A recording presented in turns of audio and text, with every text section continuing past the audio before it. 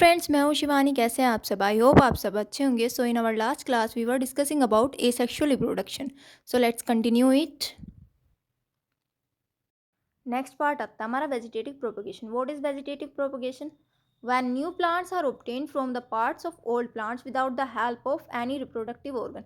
जब हम किसी भी पुराने प्लांट के किसी भी पार्ट से एक न्यू प्लांट ग्रो कराएंगे, उसी को हम बोलेंगे वेजिटेटिव प्रोपगेशन। इसके अंदर वेजिटेटिव ऑर्गन्स की हेल्प नहीं ली जाती है, रिप्रोडक्टिव ऑर्गन्स की हेल्प नहीं ली जाती है।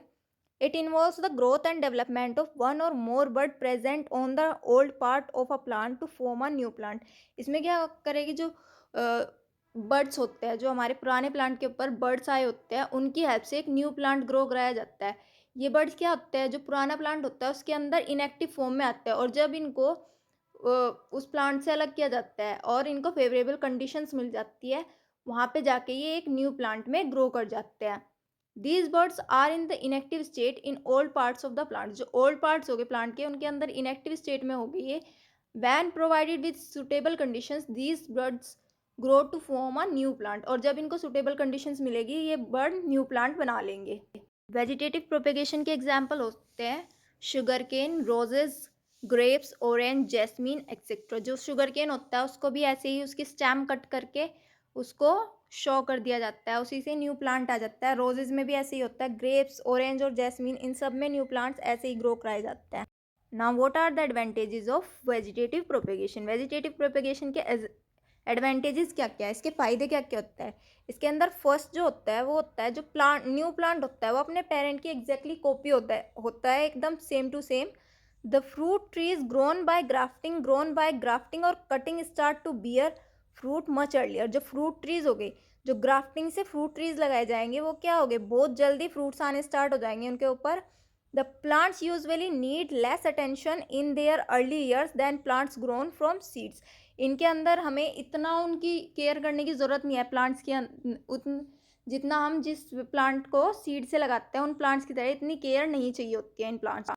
वेजिटेटिव प्रोपेगेशन 3 टाइप से कराया जाता है। फर्स्ट में क्या होती है, कटिंग। कटिंग में क्या करते हैं, a small part of a plant which is removed by making a cut with a sharp knife is called cutting. A cutting of parent plant having some bud on it is taken and its lower part is buried in moist soil. इसमें क्या होगा, plant का कोई भी छोटा सा part ले लिया जाएगा, उसको किसी शार्प नाइफ से कट कर लिया जाएगा। उसके बाद क्या करेंगे, उस पेरेंट प्लांट के अंदर कोई ना कोई बर्ड्स होंगे, उस जो पेरेंट प्लांट से हमने जो पार्ट कट किया है उसका जो नीचे वाला हिस्सा होगा उसको मिट्टी के अंदर, नीचे वाली साइड से मिट्टी के अंदर दबा देंगे। इससे क्या होगा, नए प्लांट्स ग्रो होने स्टार्ट हो जाएंगे उससे कुछ टाइम बाद। इसके एग्जाम्पल होता है grapes, sugarcane, bananas, cactus and bougainvillea. Next आती है लेयरिंग। लेयरिंग के अंदर क्या होता है, a branch of plant is pulled towards the ground and a part of it is covered with moist soil leaving the tip of branch exposed above the ground. इसमें क्या होगा, प्लांट की कोई भी ब्रांच लेके उसको ग्राउंड के पास पुल कर लिया जाएगा, खींच लिया जाएगा और उसको गीली मिट्टी के अंदर दबा दिया जाएगा और उसकी ब्रांच को हवा में ही छोड़ दिया जाएगा, उसके ग्राउंड के ऊपर छोड़ दिया जाएगा। उससे कुछ टाइम बाद क्या होगा, उस ब्रांच के अंदर से रूट्स निकलनी स्टार्ट हो जाएगी, और जब रूट्स निकलनी स्टार्ट हो जाएगी तो प्लांट की वो ब्रांच को कट कर दिया जाएगा जो हमने मिट्टी के अंदर दबाई थी। इससे उससे न्यू प्लांट ग्रो हो जाएगा उसके बाद। ये किस में होता है, जैस्मीन में होता है, लेमन में होता है, गुआवा में होता है एंड स्ट्रॉबेरीज में होता है। नेक्स्ट आते हैं ग्राफ्टिंग। ग्राफ्टिंग में क्या होता है, in this the cut stem of 2 different plants, one with root and other without root, are joined together in such a way that the 2 stems join and grow as a single plant। इसके अंदर 2 stems को cut किया जाता है, 2 different plants की 2 stem को cut कर लिया जाएगा, एक को रूट के साथ और एक को विदाउट रूट के साथ। उसके बाद इन दोनों स्टेम को एक साथ ज्वाइन कर दिया जाएगा ताकि जो नया प्लांट आए वो एक सिंगल प्लांट आए। नेक्स्ट टाइप आता है spore formation. What is spore formation? Spores are small bulb like structures which are covered by thick walls. Under favourable conditions they germinate and produce new organism. Spores क्या होता है, छोटे छोटे bulb like structures होते हैं जो thick wall से covered रहते हैं, और जब इनको सुटेबल कंडीशंस मिलती है ये जर्मिनेट करना स्टार्ट कर देते हैं और न्यू ऑर्गेनिजम्स को प्रोड्यूस कर देते हैं, जैसे कि डायग्राम में शो हुआ है। इसके अंदर स्पोर्स क्या हो गया, जब स्पोर्स को फेवरेबल कंडीशंस मिली ये बर्स्ट हो जाते हैं, और बर्स्ट करने के बाद जो इनके अंदर छोटी छोटी सेल्स होती है वो न्यू ऑर्गेनिजम्स को बना लेती है। नेक्स्ट टॉपिक आता है हमारा sexual reproduction. What is sexual reproduction? When reproduction takes place as a result of the fusion of male and female gametes is called sexual reproduction. जब reproduction female और male gamete के fusion की वजह से होता है उसको sexual reproduction बोलते हैं. Fusion of gametes is called fertilization which results in variation. जो gametes का fusion होगा उसको हम fertilization बोलेंगे जिसकी वजह से variations होती है. नेक्स्ट आता है sexual reproduction in plants. Sexual reproduction in plants कैसे होता है? Flowers are the reproductive organs of plants. Plants के जो रिप्रोडक्टिव ऑर्गन्स होते हैं वो होते हैं flowers. A typical flower consist of 4 main whorls namely sepals, petals, stamens and pistil. जो फ्लावर्स होते हैं उनके 4 वॉल्स होते हैं. फर्स्ट होती है सेपल्स, सेकेंड होती है पेटल्स, थर्ड होती है स्टेमन एंड फोर्थ होती है pistol. Types of flower. Flowers के कितने टाइप होते हैं? 2 टाइप्स ऑफ फ्लावर होते हैं. फर्स्ट होता है बाइसेक्सुअल, सेकंड होता है unisexual. Bisexual flowers are those flowers which have both male and female reproductive parts are present. जिनके अंदर मेल और फीमेल दोनों रिप्रोडक्टिव पार्ट प्रेजेंट हो गए वो हो गए बाइसेक्सुअल फ्लावर्स. इसका एग्जाम्पल होगा hibiscus and mustard. Unisexual flowers कौन से होते हैं? जिनके अंदर या तो मेल या फीमेल रिप्रोडक्टिव पार्ट प्रेजेंट हो. एक ही पार्ट प्रेजेंट होगा, या तो मेल रिप्रोडक्टिव पार्ट प्रेजेंट होगा या फीमेल रिप्रोडक्टिव पार्ट प्रेजेंट होगा. इसके एग्जांपल होता है papaya, watermelon. Structure of flower. Flower की स्ट्रक्चर कैसी होती है? मेन पार्ट्स ऑफ फ्लावर के कौन कौन से होते हैं? Receptacles, sepals, petals, stamens, carpels. Receptacles क्या होता है? जो फ्लावर का बेस जो होता है जहाँ पे सारे के सारे पार्ट्स अटैच होते हैं उसी को हम बोलते हैं रिसेप्टिकल. नेक्स्ट होती है जो सेपल्स होती है. सेपल्स होती है जो ग्रीन लीफ लाइक पार्ट होता है. इसका फंक्शन होता है हमारा जो फ्लावर होता है उसको प्रोटेक्शन प्रोवाइड कराना जब वो अपनी बड़ी स्टेज में होता है. नेक्स्ट आती है the colourful part of a flower are called petals. जो कलरफुल पत्तियाँ जो दिखती है फ्लावर्स की वो होती है petals. All the petals taken together are called corolla. The petals are usually स्केंटेड.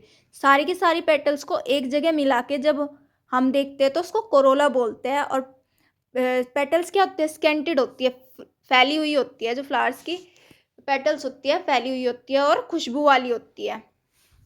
The little stalks with swollen tops just inside the ring of petals in a flower are called stamens. जो छोटे छोटे stocks present होते हैं, जो swollen top पे जो छोटे छोटे स्टॉक्स प्रेजेंट होते हैं उनको बोलते हैं स्टेमन्स.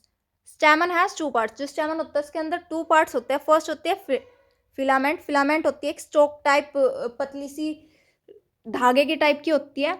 एंथर होती है जो स्वोलन टॉप होता है येलो येलो कलर के जो दिखते हैं. उसी के अंदर होते हैं हमारे pollen grains. Anther makes pollen grains and store them. Anther क्या करेगा? पोलन ग्रेन्स बनाएगा और उनको स्टोर करेगा.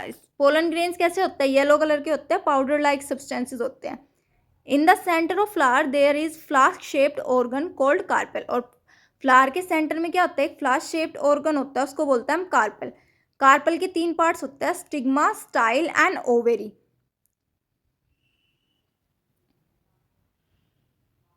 कार्पेल के 3 पार्ट्स जो होते हैं वो होता है stigma, style and ovary. Stigma क्या होता है? टॉप पार्ट होता है. स्टाइल होती है स्टॉक लाइक स्ट्रक्चर और नीचे होती है ओवेरी जिसके अंदर ओव्यूल प्रेजेंट होता है.